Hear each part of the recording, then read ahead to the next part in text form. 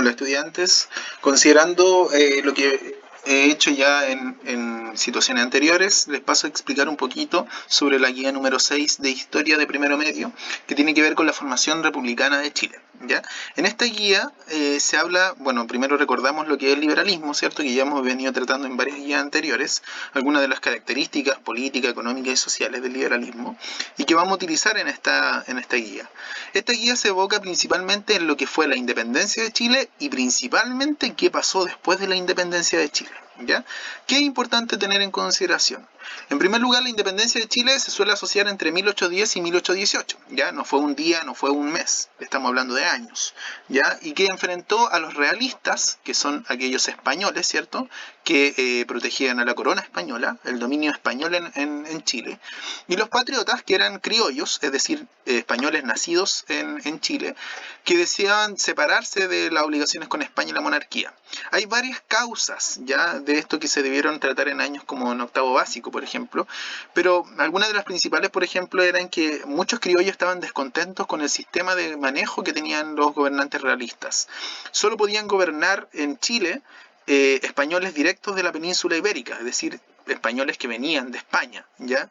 Y nunca podían gobernar criollos, aunque fueran de descendencia española, no podían gobernar criollos que han nacido en Chile. Y eso ya generaba un descontento. Otro, por ejemplo, era el control de las rutas comerciales. Los criollos no podían vender lo que quisieran. Recuerden que había un sistema mercantilista en donde el rey les decía qué tenían que vender, a cuánto precio tenían que venderlo, y obviamente eso no le conviene a un empresario, menos un empresario chileno en ese sentido, ¿ya? Entonces hubieron varios motivos de descontento que fueron finalmente generando como esta separación finalmente.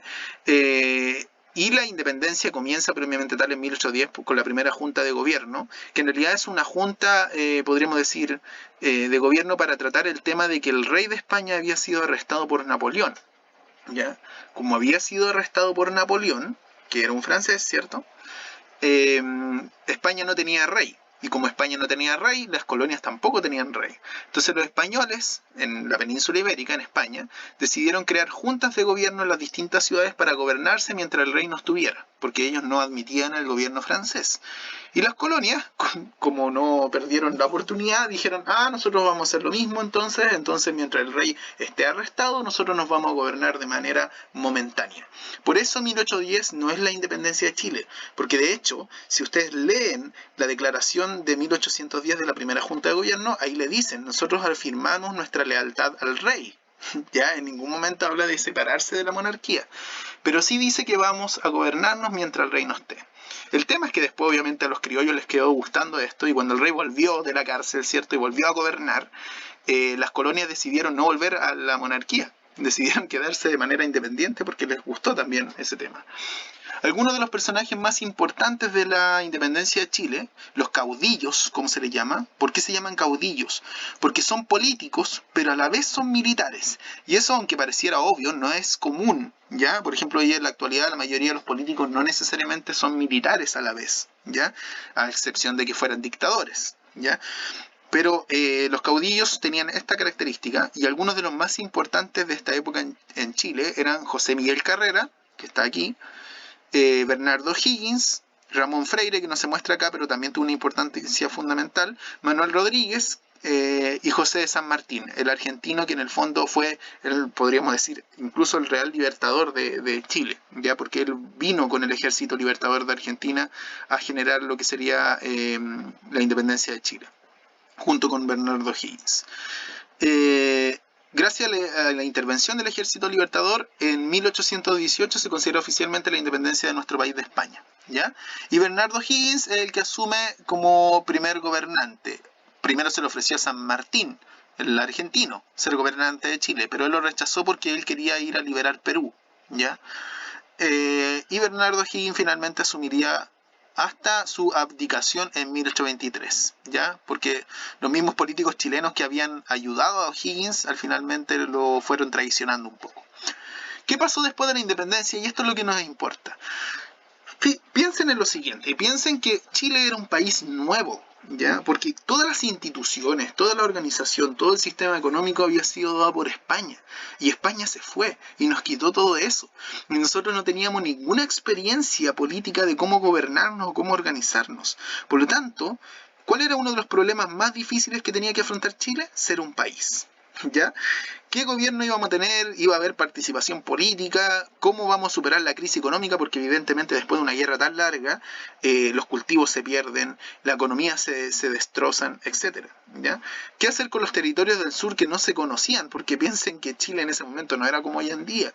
Solamente se conocía lo que era el centro-norte del país. El sur prácticamente no vivía nadie en esa zona, solamente indígenas, ¿cierto?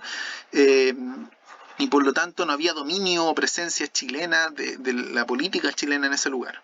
¿Quiénes deben gobernar? ¿Qué pasa con la amenaza que seguía suponiendo España? Porque España seguía permanente en el lugar. ¿Qué pasa con los países vecinos? Argentina, Colombia, ¿cuáles son las fronteras, los límites? Todas esas preguntas se hicieron después de la independencia, los políticos, los criollos que fueron quedando después de la independencia. ¿Cuáles eran los principales problemas? Primero, la inexperiencia de los políticos chilenos. Nunca habían dirigido un país, siempre habían sido dirigidos por españoles. Ya, por lo tanto, no sabían cómo gobernar. Y obviamente cuando uno no sabe, comete errores en la práctica. La amenaza constante de países extranjeros de tomar territorio nacional.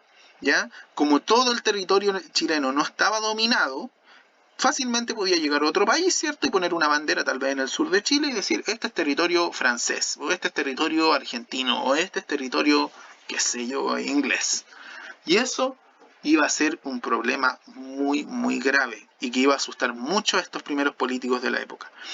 La influencia del liberalismo y el republicanismo, ya obviamente más que un problema, en realidad era un aporte, ¿cierto?, de cómo nos íbamos a gobernar. La mayor parte de la población no tenía un sentimiento común. Cuando ustedes hablan del sentimiento chileno hoy en día actual, cuando nosotros pensamos en eso, podemos pensar en ciertas características que tienen los chilenos previamente tal que los diferencian de otros países de Latinoamérica. ¿Ya? Hay un sentir, hay un sentimiento que es el sentimiento patriótico en el fondo, de decir, yo soy chileno por esto, porque tengo esta forma de hablar, porque tengo esta cultura, porque tengo estas comidas típicas, etc. Pero en ese tiempo no existía. ¿Ya? De hecho, la gente, la gran masa común y analfabeta, que era que no sabían ni leer y escribir, estamos hablando más del 85% de la población de Chile, ellos no se sentían chilenos. De hecho, para ellos, para muchas personas, la guerra de independencia pasó como una guerra más. No era como algo de suma importancia. ¿Ya? Entonces, ¿qué es la tarea que tuvieron los políticos? Formar la nacionalidad chilena. ¿Ya? Muchos hablan de que la nación chilena se construyó. El himno, los símbolos patrios, todo eso no es natural, ¿ya? Sino que se fue creando y fue expandido con una intencionalidad. Las crisis económicas de deuda de guerra con Inglaterra. Chile, para poder financiar la guerra contra España, le pidió ayuda al enemigo de España, a Inglaterra. Le pidió dinero. Y obviamente tenía que pagar esa deuda. No había leyes escritas de forma ordenada. Se necesitaba una constitución. ¿Ya? Esto ya lo habíamos hablado en un momento anterior, pero las constituciones ordenan las leyes. Como no había leyes escritas ordenadas, claro, un código de leyes, ¿cierto? De alguna manera cualquiera podía violar, ¿cierto?, los derechos o los deberes de las personas en el país. Se generaron dos bandos que se disputaron el control, los conservadores, también llamados pelucones, porque los liberales los relacionaban con estos ingleses, ¿cierto?, que pertenecen a la corte, que son muy conservadores y que usan pelucas, y los liberales que les llamaban pipiolos. Los conservadores les decían pipiolo a los liberales, que pipiolo significa joven sin experiencia o como cabro chico en el fondo, ¿ya? Así que también ahí hubo una disputa por cómo se tenía que organizar el país. Ocurre después de la independencia el periodo conocido como los ensayos constitucionales o formación republicana. Se llamó así porque se intentaron varias constituciones. Recuerden que las constituciones ordenan al país en base a las leyes, todo lo que es un país. Se intentaron fueron varios ensayos y muchas fallaron, hasta la de 1833, que fue la más oficial. Y ahí durante este periodo existieron varias facciones o grupos políticos, cada uno con una idea, ¿cierto?, de lo que tenía que ser el país. Tenemos los conservadores, liberales, estanqueros, que eran los comerciantes, los federalistas, que querían que el país, no querían que hubiera una capital central en el país, sino que hubieran varias capitales distintas, por ejemplo en Concepción, en la región de La Serena, ¿cierto? O sea, la región de Coquimbo, en la región de Santiago, ¿cierto? Entonces, que cada región fuera independiente y tuviera un gobierno central, pero que fuera independiente y que se preocupara de su región. Pero también estaban los o'higginistas, los conservadores querían más que nada, a diferencia de los federalistas, querían solamente un centro, que era Santiago, ¿cierto? Y de ahí se mandaban todas las órdenes. Esto es lo importante. Las dos facciones políticas que ocurrieron o que estuvieron en el periodo, que se disputaron por cómo se debía manejar el país, que son los conservadores o pelucones y los liberales o pipiolos. Esta imagen es de Diego Portales, ¿ya? Después figura muy importante que vamos a ver en profundidad después, que era un conservador nato. Era un estanquero, un comerciante, pero a la vez era un conservador. ¿Qué dicen los conservadores? Chile debe ser una república, ¿ya? O sea, debe tener división de los poderes del Estado. La religión única y oficial para el país debe ser la católica. ¿Por qué se llamaban conservadores? Porque querían conservar, ¿cierto?, lo que existía ya antes de la monarquía, porque consideraban que crear algo totalmente de cero era una pérdida de tiempo y obviamente una pérdida de costumbres. Tenemos que ocupar lo que ya existía para generar una estabilidad en el país. ¿Qué existía antes? La religión católica. Por lo tanto, no había que tener esa libertad religiosa que habla el liberalismo, sino que en el fondo había que seguir siendo católicos.